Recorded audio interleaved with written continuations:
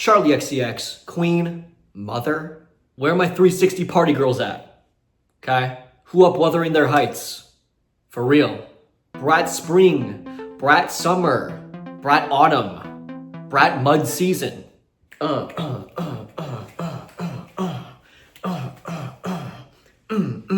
You feel me? I'm ranking every Charli xcx record right here, right now. I'm not playing around.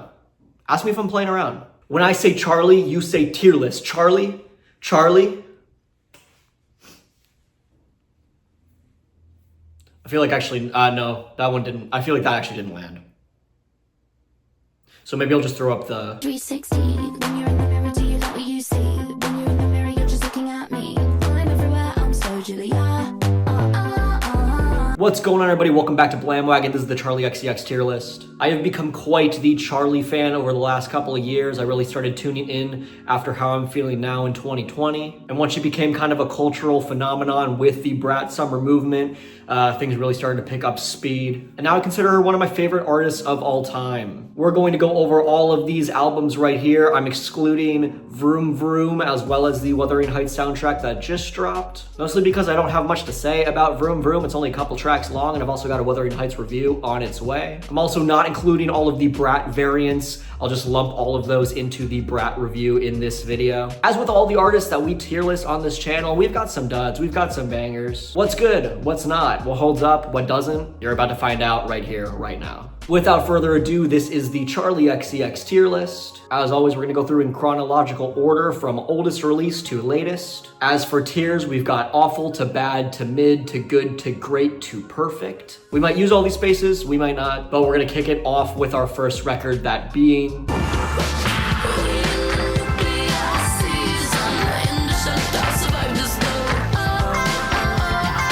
True Romance, Charli's first LP, which is a solid and undeniably catchy synth pop record, albeit a little cookie cutter and by the numbers. It's pretty surreal to hear the record that started her career and to compare it to her more recent work like How I'm Feeling Now or BRAT. The biggest thing holding this record back, in my opinion, is that it feels like such a debut. It lacks the bolder experimentation that her newer work so confidently showcases. Because of this, it sort of lacks an identity where her other projects each have their own unique sound, world, and character. It's also one of those cases where it's got a strong front half and a pretty mediocre back half. Regardless, the production is still solid even if it feels stuck in the early 2010s like Cloud Aura, which is so dated that it hurts. Charli's in her earworm chorus bag here, and it shows. Every track feels accessible in its sound and lyricism. It's pretty impressive for a debut and a pretty fun listen, even though it's quite apparent that she still has so much more under her sleeve to follow. I'm gonna drop True Romance firmly in the mid category.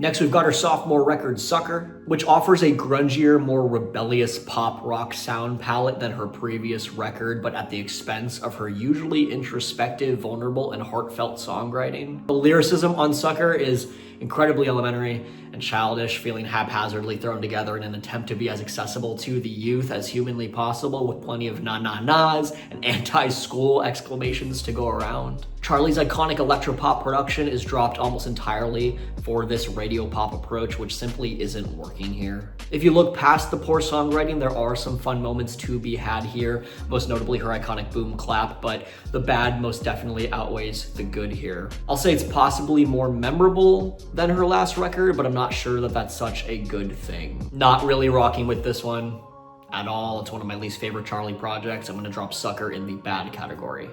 It's 3 a.m. and you are calling. Go fuck yourself, don't say you're sorry. Next, we've got Number One Angel, which is where she really started to develop and hone in on her signature sound. It's a true 180 in comparison to Sucker, because while Number One Angel still has a sound very rooted in the pop sphere, it's a little more experimental, confident, and brave in the risks that it takes. It isn't her best. In fact, I found a handful of tracks here to be pretty derivative and repetitive, albeit pretty fun and balanced, but it's far from her worst. The mixtape also isn't afraid to show a little vulnerability, like in the track Emotional being a moment where Charli pulls the curtain back from the more party-centric persona that she's portraying. The features are okay, although not a standout with the exception of Cupcake. Most of them detracted from Charli's performance in my opinion. But it's a big step in the right direction and a true pivot point in Charli's career that would lead us to the Charli that we know today. And I do return to a handful of cuts off of this record, so I'm gonna drop number 1 Angel in the good category.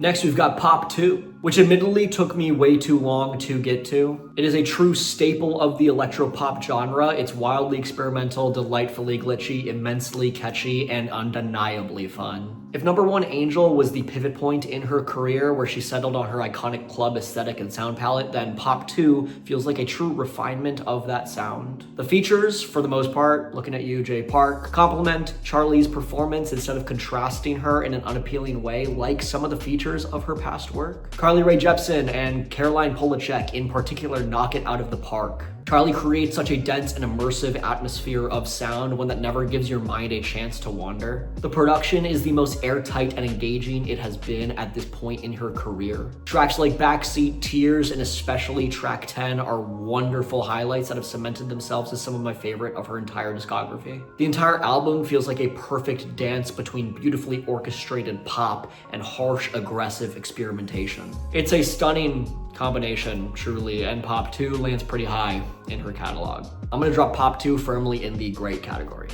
I just wanna go back to 1999. Take a ride to my old neighborhood. I just wanna go back. Next, we've got Charli, which at this point in her career feels like the record that she always wanted to make. More so than the albums that came before it, Charli feels like a near perfect blend of pop and experimental electronic. She fully embraces the bubblegum bass hyperpop genre while seamlessly injecting classically catchy pop melodies into the very core of the record. The material on Charli manages to be more anthemic and boundary pushing than before. The pop influence is most prevalent in the feature lineup by the likes of Troye Sivan, Sky Ferreira, Haim, Clairo, and even Lizzo, to name a few. Some of her career bests exist on this project, like the anthemic Gone that has aged miraculously well, to the iconic duo performance of 1999. I also love the tender moments on this record like Silver Cross and Official, which feel both authentic and bold in its experimentation. There are some low points on the record, sure, like Blame It On Your Love, which sounds older than even 2019, especially considering the remix track 10 on her last EP is an obviously superior version. Regardless, Charli is wildly inventive in its sound and isn't afraid to break the mold of traditional pop. It's a powerhouse of a record and one that should be held in high regard in her discography. I'm gonna drop it in the great category right above Pop 2.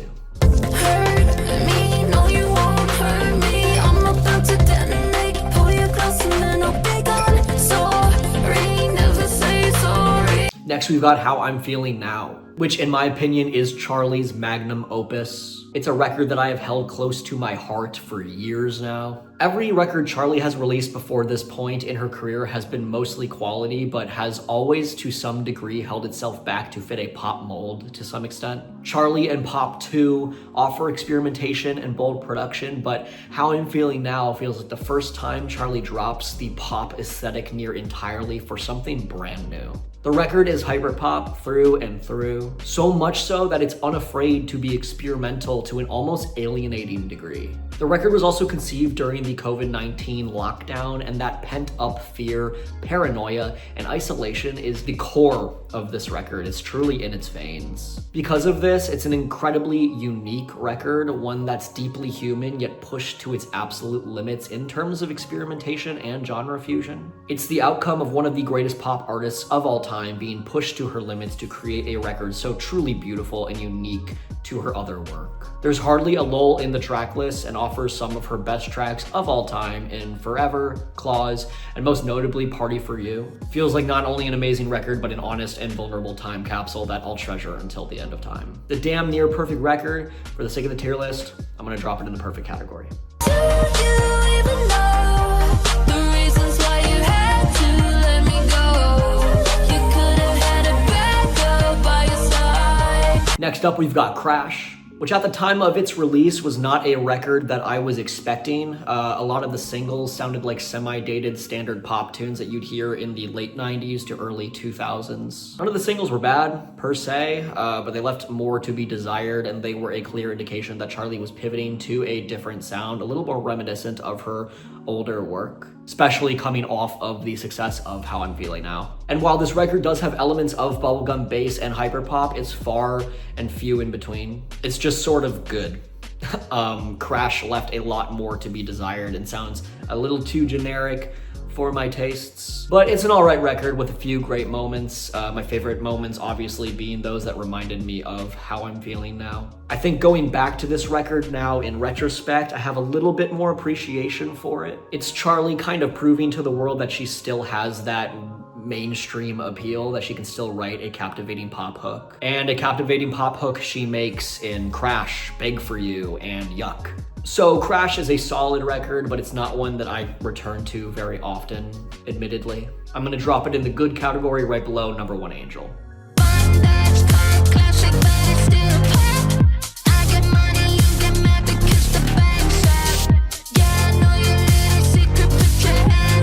Last but not least, we've got BRAT.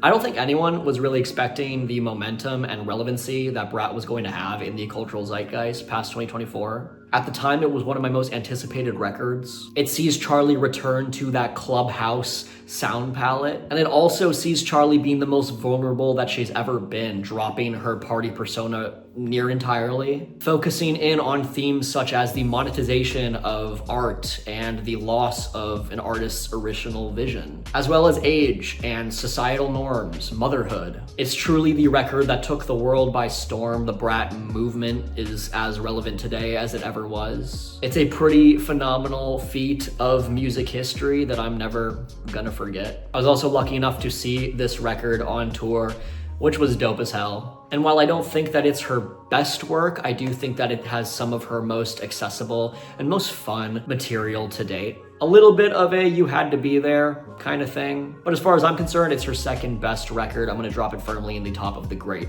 category. And that's it. That's the Charli xcx tier list. What do you guys think? Do you agree? Let me know in the comments below. Please be kind. I'm sensitive. Charli has one of the most unique and interesting discographies in music. It has been very dope to see her grow as an artist. I can't wait to see what she does from here and how she evolves the BRAT sound. Like I said, she's one of my favorite artists. I bump that shit in the whip. If you know, you know. Thank you guys so much for watching. If you like what you saw, give me a like, comment, share, subscribe if you want to see more content just like this, all things music. Let me know whose discography you want to see me do a deep dive of next. Plenty to choose from, plenty to talk about. Got another song bracket for you on the way, as well as another monthly recap video. Appreciate you guys. Enjoy your BRAT summer.